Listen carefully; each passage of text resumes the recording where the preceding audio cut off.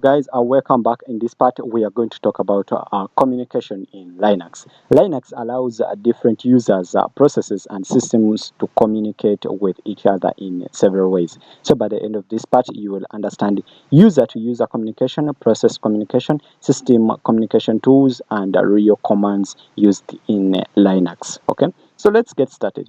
In Linux, communication means the exchange of information between users, processes or computers. For example, one user sending a message to another user, one process sending data to another process, and one machine communicating with another over a network. Okay, so Linux provides built-in tools for all of these tasks. Okay, so let's start with user communication. Okay, so Linux is a multi-user system, meaning many users can be logged in at the same time. To see who is currently logged in, we use who, like that. We use who. Okay, so this command shows the username, the terminal they are using, and the login time. Okay, as you can see here. Okay, as you can see here. But we right now we have only one user. Right now, okay, have only one user. So to send a message to another user, we use write, and then the username. Okay, the username. Okay, there. Okay, so and after running this command, you can type your message and then you press Control D to send it. Okay, and the message will appear instantly on the other user's terminal. Okay, like that. Okay, so if we type user and then we type that one, and after typing, so we can send the message like hello, like that, and then we press Control D like that, and it's going to be sent. Okay. Okay, so to send a message to all logged in users, we use a command known as the wall. Okay, or you can call it a WL. Okay, so let me show you.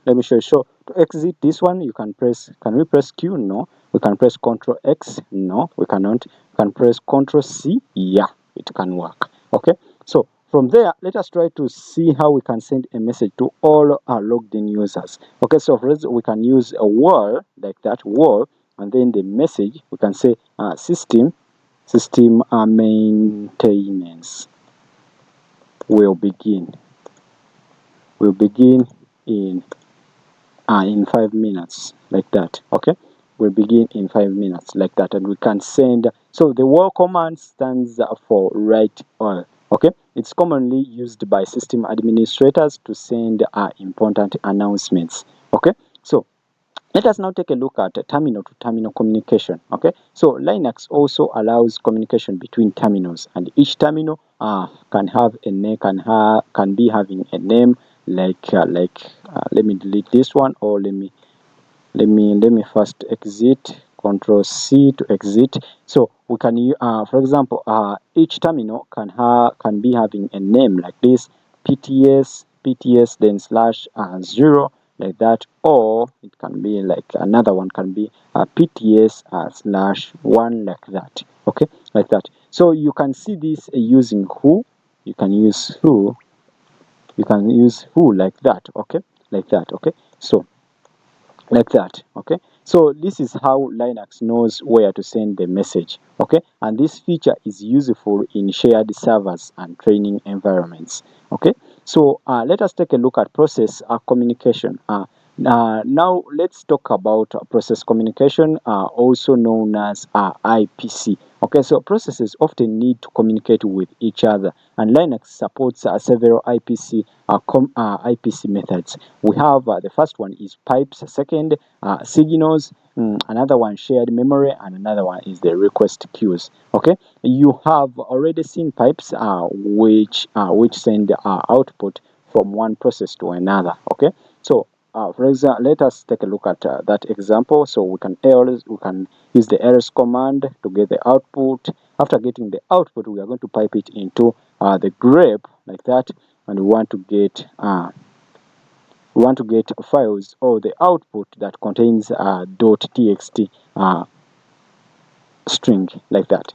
And if we press enter, as you can see, we get this output. Okay, so here one process sends data directly to another process. Okay, so let us take a look at signals or communicating with the processes. Okay, so processes also communicate using signals. Okay, so signals are notifications sent to the processes. Okay, and for example, when you stop a process, a program using the Control C, Linux sends a signal called the sig init. Okay, and you can manually send signals using the Q, okay, command. Press the Q and then the process ID, okay, to queue that process. Okay, so for example, we can have multiple processes. Let us start a process here. Let us start Firefox. Okay, so I'm going to press this terminal for Firefox, or you can just go and press the Windows button and search for Firefox. And you start the Firefox ESR like that. Okay, so from there we have started a process, and if we get, let us use ps aux, okay, and let us pipe it, and then we want to get grep. Let us use grep to get all processes that contain Firefox. Okay, let us use pgrep. No, instead of piping, let us just use pgrep. Okay, pgrep, and let us get the Firefox process. Okay, so as you can see, this is the process ID. We can use the Q commands, so we can use Q, and then we call this process. Okay, so let us just copy. Okay, right click after highlighting, right click and copy. After copying, go here and then you right click and then paste. Okay, and if you press enter, Firefox has been killed. Okay, it has been killed. So this tells a process to stop or change behavior, and signals are very important part of process control in Linux. Okay, so Linux also uses files for communication, and many system services write messages to log files. Okay, such as the var log syslog. Okay, for example, this one here, var log sys log, that one. Okay, so we can go into that one, we can cd, and then we go into that one. So we cannot, as you can see here, no such file or directory. Okay, so let us cd up to that one, and then we use ls. Okay, so I'm talking about the system syslog file. So as you can see, where is it syslog? Where is the syslog? We have sys. Okay, so we don't have the syslog. I think we don't have it. We only have the sysstart. Okay, have the sysstart, but we don't have the syslog. Let us use -L to list all. Yeah, we don't have the syslog right now. We don't have it. Okay, we don't have it, but we can use the sysstart. This sysstart. Okay, as you can see, it is only accessible by the root user. Okay, so processes read and write to these files to communicate information. Okay, and Linux also uses sockets for network communication, which allow programs to talk over the internet or local network. Okay, so let us now take a look at how we can check network communication. Okay, so for that you can use the ping command. You can use ping. It also this program is also there in Windows. Okay, in most of the operating systems, in all operating systems. Okay, you can also try it with Windows. Okay, so you can use ping, and you can ping google.com. Okay, but right now google.com we don't have access to the internet. Okay, I'm using VirtualBox. Okay, but we don't have access to the internet, so this one might not work. Okay, as you can see, temporary failure is in name resolution. Okay, as you can see, but if I use ifconfig, let me see let me take a look at my no, let me go back in my parent, in my Windows, which is hosting this virtual machine, and then I'm going to go in and I press and I go into into command prompt, and inside command prompt I'm going to use ip config to get the IP address. So the IP address is here.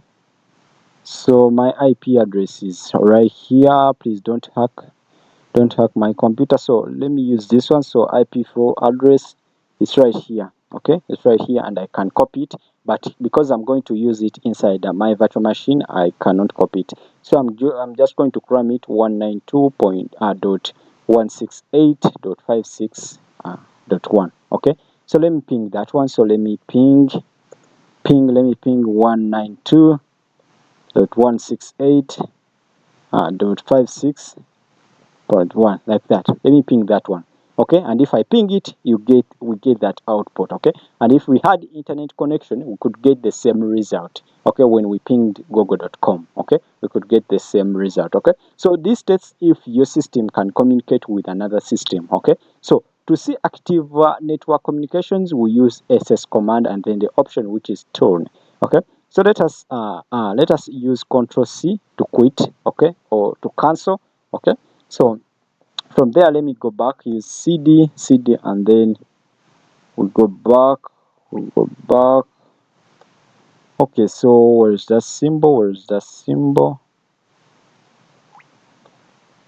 Okay, that one. Okay, cd, then the tilde to go back in my home directory. Okay, so from there, I'm going to use ss command and then TULN. Okay, tune. Okay, for this one is going to show us uh, so let me first execute it and I explain. Okay, so this command here, we want to see active network connections. Okay, and this one is going to show listening ports and services. Okay, so as you can see, we have here, we have a net ID, which is a TCP. This is the protocol that this one we are using, and the state here, as you can see, we are listening. And here, as you can see, the address, the port we are using, the TCP uses 22, uses port 22. As you can see, it's the one that we are using right now. Okay, and as you can see, this one is accepting every port. Okay, and yeah, that's it. Okay, that's it.